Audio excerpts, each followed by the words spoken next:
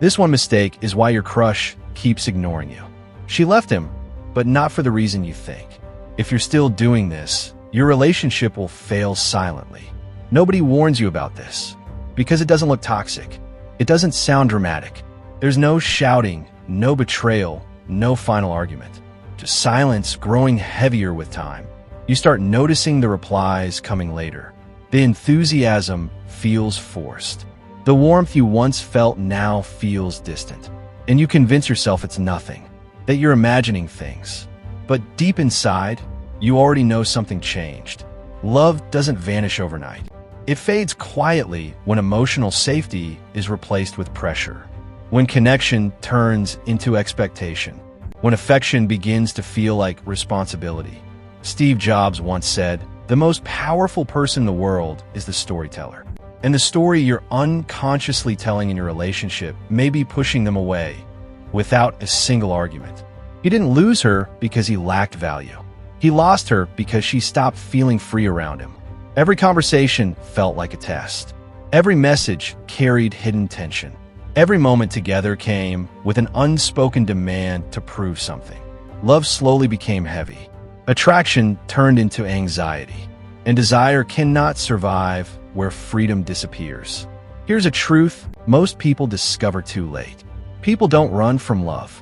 They run from emotional pressure they never agreed to carry. Elon Musk once said, "Persistence is very important, but in relationships, persistence without emotional intelligence becomes pressure, and pressure silently kills desire." The mistake isn't loving deeply. The mistake is trying to control outcomes instead of creating moments. When you explain your worth too often, you reduce it. When you chase reassurance, you communicate insecurity. When you try to lock someone emotionally, you remove the mystery that attracted them. Michelle Obama once said, "Choose people who lift you up." Attraction works the same way. People stay where they feel light, safe, and chosen, not watched or managed. Strong relationships are built where both people feel free to choose each other every day. Desired, not demanded. Seen, not suffocated. If your crush is pulling away, if your partner feels emotionally distant, don't ask, "What did I do wrong?" Ask this instead, "Did I replace connection with control?" Because the moment you stop forcing love is often the moment it finds its way back. This one mistake is why the person you want keeps drifting further away. You show up with love, yet distance grows. If this pattern continues, the relationship won't end loudly. It will fade quietly. It starts small. You send the first message. Hours pass before a reply comes back. You reread your words, wondering if you said too much or not enough. Your heart races over simple sentences that were never meant to hurt this deeply. You begin timing your replies. You rewrite texts you never sent. You analyze tone, emojis, punctuation, everything. Not because you're dramatic, but because you care. You plan moments together. You suggest dates. You remember important details. Yet somehow, the effort feels uneven. Like love is a test you keep studying for, and still failing. Maybe you've even caught yourself asking late at night, "Why do I always have to chase him?" And the question hurts because you already know the answer isn't simple. Here's the part nobody prepares you for. Love doesn't disappear when feelings are gone. It weakens when one person starts carrying the emotional weight alone. You weren't asking for perfection. You were asking for presence. You weren't demanding attention. You were craving reassurance. But slowly, connection turned into tension. Affection turned into effort. And effort, when it isn't returned, becomes exhaustion. Oprah Winfrey once said, "Real integrity is doing the right thing, knowing nobody's going to know whether you did it or not." Love works the same way. Real interest doesn't need reminders. It shows up naturally. He didn't pull away because you loved deeply. He pulled away because love began to feel like expectation instead of ease. Every conversation felt heavy. Every check-in felt loaded. Every silence felt personal.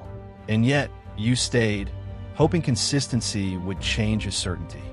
Maya Angelou once said, "When someone shows you who they are, believe them the first time. Not because people don't change, but because you shouldn't have to shrink to be chosen." Here's the painful truth most people learn too late. Attraction doesn't grow through pursuit. It grows through emotional safety, space, and mutual desire. The moment you stop enjoying love and start proving your worth, the balance shifts. You explain your feelings more. You get more access. You lower your boundaries quietly. And instead of bringing closeness, it creates distance. Strong love doesn't require chasing. It requires alignment. Michelle Obama once said, "You don't have to be loud to be strong, and you don't have to overgive to be loved." If you're always initiating, if you're always waiting, if you're always questioning your value, don't ask, "What's wrong with me?" Ask this instead, "Am I trying to earn affection that should be freely given?" Because the moment you stop chasing love and start choosing yourself is often the moment love finally turns around and sees you. Here's where the story shifts, and where most people finally see the truth. The problem isn't that he doesn't care. It's not that he's emotionally unavailable. It's not even that you're loving the wrong person. The real issue is far quieter. It's how you value yourself, or how that value is being communicated without words. Love doesn't respond to words alone. It responds to energy. And energy always reveals what you believe you deserve. Chasing doesn't begin with affection. It begins with imbalance. You give access too quickly. You offer emotional availability before consistency appears. You place someone at the center of your world before they've earned a stable place in it. And without realizing it, your attention becomes abundant, not intentional. That's where the shift happens. Not because you're unworthy, but because attraction struggles where boundaries are unclear. A relationship coach once said, "Confidence attracts, desperation repels." And desperation doesn't mean begging. It doesn't mean insecurity on the surface. It often looks like kindness without limits, availability without discernment, patience without reciprocity. You reply instantly, even when you're busy. You cancel plans for maybes. You over-explain your feelings, hoping clarity will create closeness. But attraction isn't built through explanation. It's built through presence and self-respect. Jake Shetty once said, "The way you love yourself teaches others how to love you." And when you consistently put yourself second, you silently teach someone that your time, your needs, and your standards are flexible. He doesn't pull away because you're too much. He pulls back because there's no space to move toward you. Desire grows in space. Respect grows in consistency. Commitment grows where effort meets effort. When you overgive early, you remove curiosity. When you chase, you remove choice. And without choice, attraction fades. Here's the part most people resist hearing. Healthy love is calm. It doesn't rush. It doesn't confuse. It doesn't leave you constantly guessing your worth. You don't need to prove your value to someone who's ready to see it. You don't need to convince someone who's emotionally available. You don't need to audition for a role meant to be mutual. Tony Robbins once said, "The quality of your life is the quality of your relationships." And the quality of your relationships begins with the standards you set, not the sacrifices you make. When you slow your giving, when you protect your attention, when you stop pouring into uncertainty, something powerful happens. You stop chasing. You start attracting. Because the strongest signal of confidence isn't distance. It's self-trust. And the moment you choose yourself without bitterness, without games, without fear, is the moment love finally has room to meet you halfway. This is the moment everything changes, not in him, but in you. Because the shift was never about chasing harder. It was never about saying the perfect words. It was never about proving how deeply you can love. It's about becoming someone who doesn't need to pursue attention to feel chosen. At some point, you realize something quietly powerful. Love isn't attracted to effort alone. It's drawn to presence, self-respect, and calm confidence. It's not about chasing him. It's about becoming someone he can't ignore. When you stop bending your schedule, when you stop explaining yourself repeatedly, when you stop making yourself endlessly available, something unexpected happens. Your energy changes. Your posture changes. Your emotional tone shifts from, "Please choose me," to "I choose wisely." And people feel that without you saying a word. Love flows toward those who set boundaries. not toward those who pour endlessly without limits. Boundaries aren't walls. They're signals. They quietly say, I value my time. I honor my emotions. I expect reciprocity. And that expectation reshapes how others show up. Beyoncé once said, power is not given to you. You have to take it. In love, power looks like self-control. It looks like pausing before responding. It looks like continuing your life, even when feelings are strong. When you stop overextending, you don't lose connection. You elevate your value in his eyes. Not because you're playing games, not because you're pretending to be distant, but because your life no longer revolves around waiting. You stop filling silences. You stop chasing clarity. You allow actions to speak instead of anxiety. And suddenly, he notices, because confidence creates curiosity, and curiosity pulls people closer. Rihanna once said, you don't have to be perfect, just be yourself. Your authentic self, calm, grounded, fulfilled, is far more attractive than a version of you trying to be chosen. This is where love feels lighter. This is where love feels lighter again. You laugh more. You focus on what fulfills you. You stop monitoring his behavior. And paradoxically, that freedom becomes magnetic. He starts leaning in. He starts initiating. He starts wondering where your attention went. Not because you withdrew emotionally, but because you stopped overgiving energetically. Real love doesn't need pursuit. It needs polarity. It needs two whole people choosing each other, not one person trying to convince the other. Will Smith once said, money and success don't change people. They only amplify who they already are. Love works the same way. It reveals alignment, not effort. When you step into self-respect, you don't lose love. You filter it. And the right person doesn't feel threatened by your standards. They rise to meet them, because the moment you stop chasing and start standing firmly in who you are is the moment love finally sees you clearly. Now comes the part where love stops being confusing and starts becoming clear, because attraction isn't rebuilt through speeches.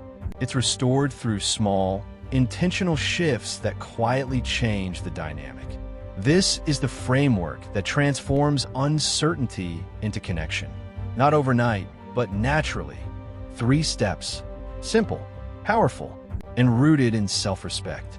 This begins with restraint, not silence, not punishment, not emotional distance. Restraint. If you're always texting first, always checking in, always keeping the conversation alive, you remove the space where curiosity is born. So you pause. You wait for reciprocal effort. You let him initiate without fear that everything will collapse. You stop filling gaps that were never yours to fill. Instead of reaching out again, you breathe. Instead of chasing momentum, you allow it to build. And something interesting happens. He notices the absence. He feels the shift. He steps forward, not because you demanded it, but because space invited him to. As Jeff Bezos once said, your brand is what people say about you when you're not in the room. In love, your value is felt most when you're not constantly available. Interest grows where presence is intentional. The second step is where confidence takes root. You stop measuring your worth by response time. You stop tying your mood to his attention. You begin investing back into yourself. You spend time on what excites you. You nurture friendships that refill your energy. You work on growth that doesn't require validation. And slowly, your center shifts. Confidence replaces anxiety. Fulfillment replaces fixation. Joy returns without permission. This isn't arrogance. This isn't detachment. This is alignment. Confidence isn't loud. It's calm. Serena Williams once said, I really think a champion is defined not by their wins, but by how they can recover when they fall. Listen closely, because this is where most love stories quietly break or finally begin. You've learned how to stop chasing. You've learned how to rebuild confidence. You've learned how to communicate without fear. But here's the truth nobody likes to admit. Most people fail at the second step, not because they don't understand it, but because letting go of old habits feels scarier than staying in familiar pain. Have you ever wondered why you keep returning to the same emotional pattern, even when you know it hurts? You promise yourself you'll change. You tell yourself, this time will be different. Yet when silence appears, anxiety rises again, and suddenly, your fingers are typing messages your heart told you not to send. This is the invisible battle between logic and emotion. The mind says, wait. The heart says, reach out. And in that moment, your future in love is decided. Tony Robbins once said, the quality of your life is the quality of your emotions. In relationships, emotional control isn't coldness. It's self-respect in motion. So let me ask you something honestly. Which step feels hardest for you? Is it stopping yourself from overgiving? Is it rebuilding confidence without external validation? Or is it speaking your needs without fear of rejection? Comment below with the step that challenges you most. And if you want me to show you exactly how to make him miss you without manipulation, without games, without losing your dignity, comment the word love. Because there's something powerful about understanding what makes someone feel emotionally connected and what makes them feel your absence without resentment. Have you ever noticed how people value what feels rare? Not because it's unavailable, but because it's intentional. That's the secret most people never learn. Oprah Winfrey once said, "You become what you believe." If you believe love must be chased, you'll always run after it.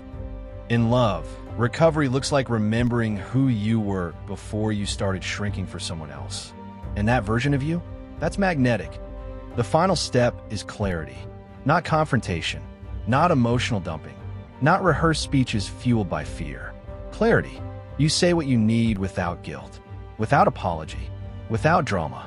I need us to spend more quality time together. I value consistency. I want something mutual. Simple words, steady tone, no accusations. Clear communication doesn't push the right person away. It reveals whether they can meet you where you stand. Barack Obama once said, "Real change comes from honest conversations." And honest conversations don't require emotional chaos to be effective. You don't beg. You don't threaten. You state your needs and observe the response. Because love isn't proven through promises. It's shown through action. When someone values you, they adjust. When they don't, you gain clarity, not confusion. And clarity is peace. This is how love shifts back into balance. You stop overextending. You return attention to yourself. You communicate with grace. No games, no manipulation, no fear-based decisions, just grounded presence. And whether he rises to meet you or reveals misalignment, you win either way. Because the ultimate goal was never to chase love. It was to choose yourself and allow love to meet you there. If you believe love must be mutual, you'll attract something different. And this will change how he sees you.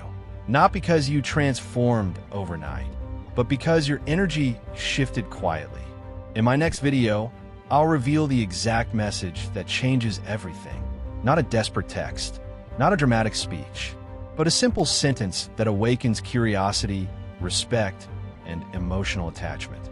Most people never send it because they're afraid of losing someone who is never truly theirs. Don't miss it, because once you understand this, you'll never beg for attention again. You'll never overthink silence again. You'll never question your worth again. And the most beautiful part? You won't need to chase love anymore. Love will finally start chasing you.